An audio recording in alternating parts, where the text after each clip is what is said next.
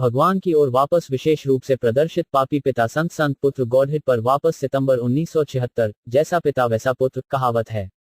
तो यह कैसे हुआ कि ब्रह्मांड को अंधकार में करने वाले अब तक के सबसे भयावह व्यक्तित्व ने एक महान संत को जन्म दिया? हिरण्यकशिपु ने प्रहलाद को अपनी गोद से जमीन पर पटक दिया। वह एक देशद्रोही है, परिवार का एक जहरीला अंग है और उसे तुरंत काट दिया जाना चाहिए। श्रीमद् भागवत से अनुकूलित, उनकी दिव्य कृपा एसी। भक्तिवेदांत स्वामी प्रभुपाद द्वारा अनुवाद और टिप्पणी। अंधेरे में भयंकर तूफान आया। तेज हवाएं बार बार फुफकारती थीं और विशाल पेड़ों को उखाड़ देती थीं।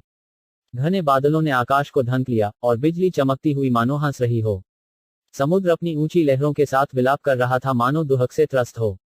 गीदड़ और कुत्ते अशुभ रूप से चिल्लाते हैं और पक्षी अपने घोंसलों से चीखते हुए उड़ जाते हैं।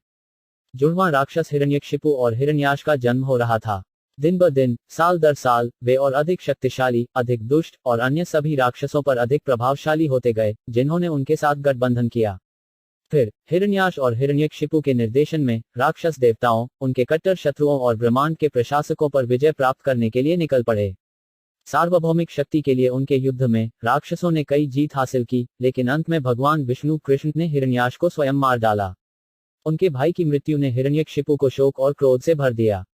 उसने अपने होठों को काटा और आंखों से ऊपर की ओर देखा, जिसके धधकते क्रोध ने आकाश को धुएं से भर दिया। उसने अपना त्रिशूल उठाया, चारों ओर घूर कर देखा, अपने भयानक दांतों को खोल दिया और अपने दानव मित्रों से बात करने लगा।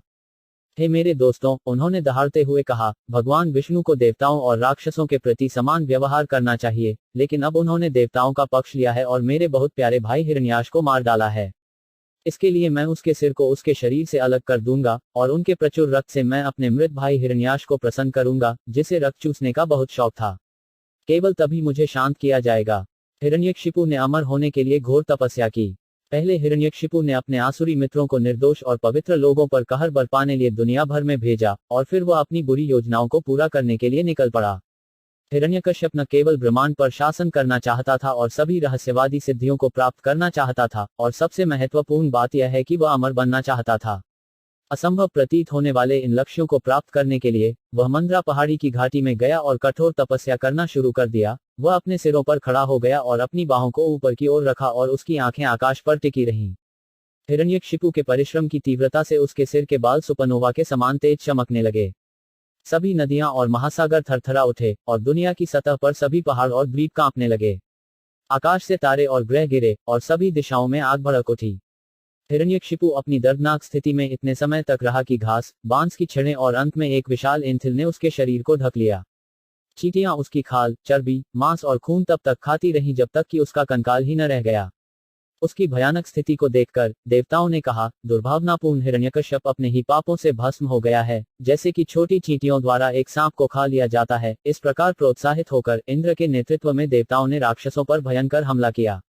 अपूर्व शक्ति का परिचय देते हुए देवताओं ने राक्षसों का संहार किया और अपनी जान बचाने के लिए दानव सेनापतियों ने चारों दिशाओं में तितर बितर कर दिया। वे अपनी पत्नियों, पशुओं और घरेलू सामानों को भूलकर बड़ी फुर्ती से अपने घरों से भाग गए। अंत में विजयी देवताओं ने हिरण्यकशिपु के महल को लूट लिया और हिरण्यकशिपु की पत्नियों में से एक गर्भवती रानी कयाधु को गिरफ्तार कर लिया। जबकि हिरण्यकशिपु ने कठोर तपस्या की, देवताओं ने उसके महल को लूट लिया और उसकी रानी को गिरफ्तार कर लिया, लेकिन नारद ने अपने गर्भ में महान भक्त प्रहलाद के लिए याचना की। देवताओं के नेता राजा इंद्र के रूप में कयाधु को दूर ले गए। महान ऋषि नारद घटनास्थल पर प्रकट हुए। हे देवताओं के राजा, नारद ने कहा, आपको किसी अन्य पुरुष की इस पवित्र पत्नी को इतनी निर्दयता से नहीं घसीटना चाहिए। उसे तुरंत रिहा करो। लेकिन राजा इंद्र ने कहा, इस महिला के गर्भ में महान राक्षस हिरण्यकश्यप का बीज है, इसलिए जब तक वह बच्चे को जन्म न दे तब तक वह हमारे हाथ में रहे, तब हम उसे छोड़ देंगे। नारद ने उत्तर दिया, उसके गर्भ में जो बच्चा प्रहलाद के नाम से जाना जाएगा वह पूरी तरह से पापरहित है। वास्तव में वह एक महान भक्त है, भगवान विष्णु का एक शक्तिशाली सेवक, भगवान का व्यक्तित्व। तुम उसे मार नहीं पाओगे। यह सुनते ही राजा इंद्र ने महान संत नारद के शब्दों का सम्मान किया और रानी कयाधु को रिहा कर दिया। फिर राक्षसों की सेनाओं को हराकर देवता अपने आकाशीय राज्य में लौट आए। नारद रानी को अपने आश्रम में ले आए और उन्हें सभी सुरक्षा का आश्वासन देते हुए उन्होंने अनुरोध किया, मेरे प्यारे बच्चे, कृपया अपने पति के वापस आने तक यहीं रहें। कयाधु ने अपने अजन्मे बच्चे की सुरक्षा की कामना की, इसलिए वह नारद की देखभाल में बड़ी भक्ति के साथ ऋषि की सेवा करती रही।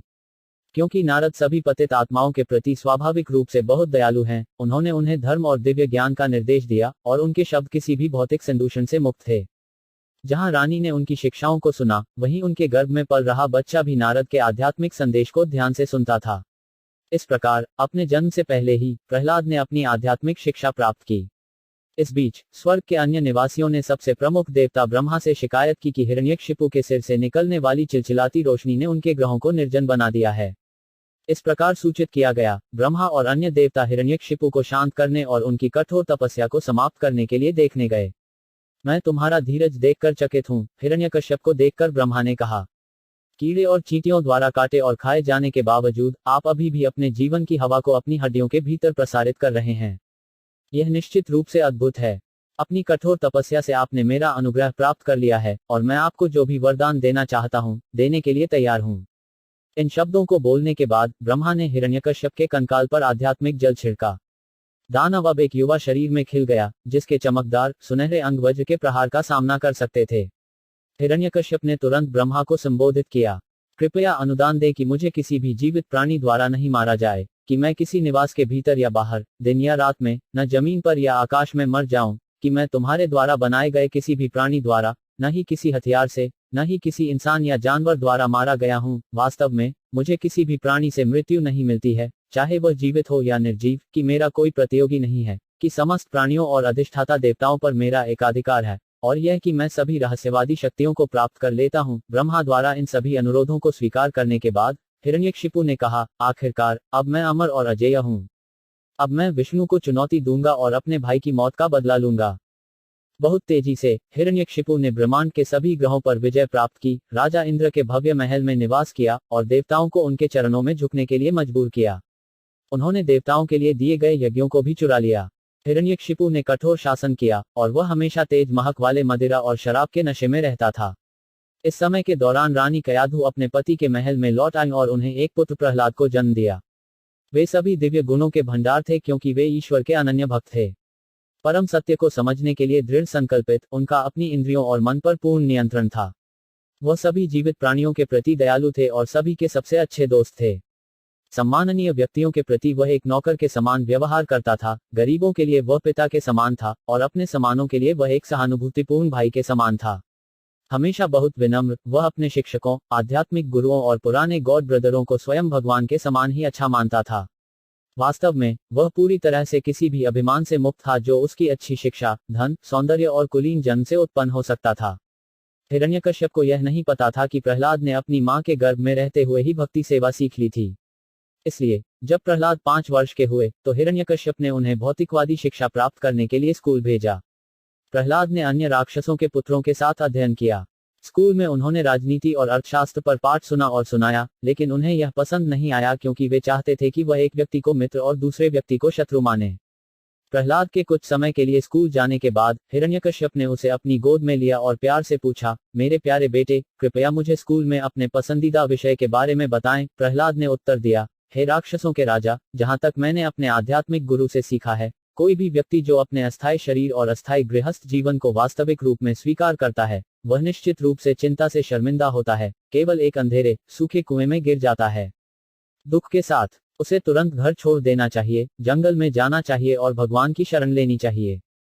हिरण्यकशिपु ने चौंक कर हंसते हुए कहा, ऐसे ही शत्रु की बातों से बच्चों की बुद्धि खराब हो जाती है। उसने अपने सहायकों से कहा, इस लड़के को स्कूल में पूरी सुरक्षा दो।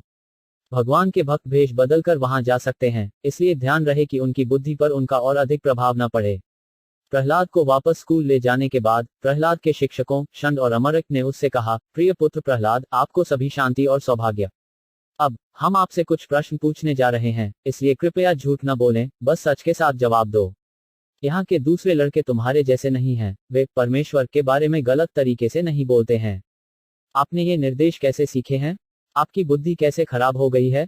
क्या हमारे शत्रुओं ने तुम्हें प्रदूषित किया है? प्रहलाद ने उत्तर दिया, मैं भगवान के व्यक्तित्व को सम्मानपूर्वक प्रणाम करता हूँ, जो भौतिक दुनिया में उन लोगों को भ्रमित करते हैं और इस तरह उनके मन में मित्र और शत्रु जैसे भेद पैदा करते हैं। अब मैं वास्तव में इस भ्रम को देख रहा हूँ, जिसे मैं पहले विद्वान अधिकारियों के बारे में सुना। चूंकि हम में से प्रत्येक ईश्वर का एक शाश्वत सेवक है, हम एक दूसरे से अलग नहीं हैं, लेकिन जो व्यक्ति अपने भीतर भगवान के अस्तित्व का पता लगाने में असमर्थ हैं, वे हमेशा मित्र और दुश्मन के संदर्भ में सोचते हैं। वही स्थिति को बनाने वाले भगवान के व्यक्तित्व ने मुझे आपके तथाकथित शत्रु का पक्ष लेने की बुद्धि दी है।